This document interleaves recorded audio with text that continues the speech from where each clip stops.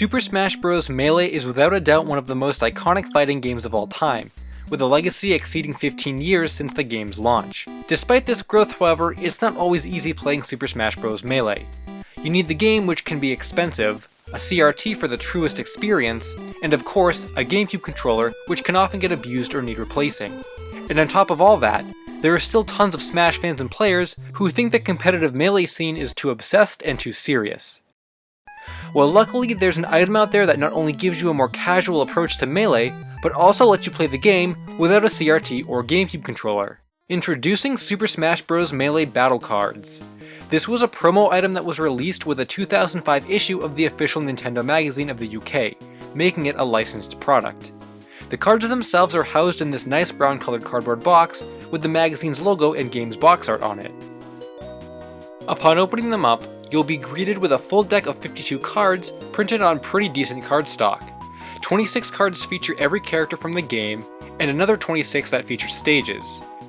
This means that every character has a corresponding home stage that is used in conjunction with the gameplay.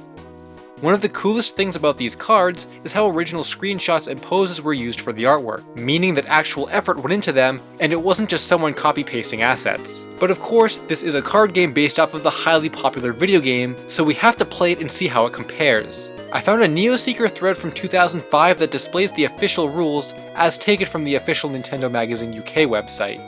Each player selects 5 cards from the character select pile. Place them face down in front of you. Next, each player randomly chooses one of their cards and places it in the middle. Turn over one of the stage cards to see which stage you'll be playing on.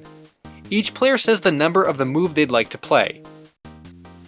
The numbers 1 to 3 relate to a move on the character card.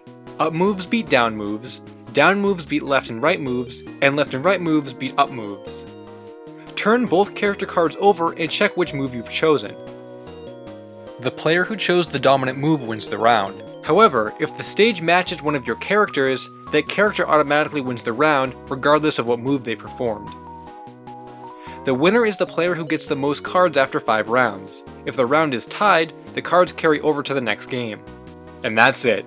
It's actually a really basic card game, essentially following the rules of rock, paper, scissors, shoot, with the only difference being that home stage override rule.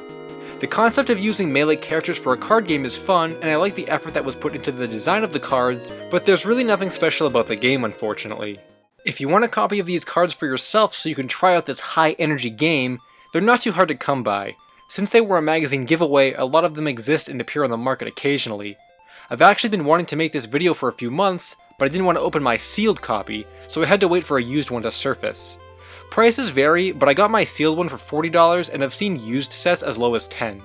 All in all, these are a nice little Melee collector's item if you're into Smash Bros. Collectibles like I am, but they're definitely not worth getting unless you want to play it for the meme. I wouldn't hold my breath for a side event to be played at the next Smash Major, but now you guys know that these exist and are out there.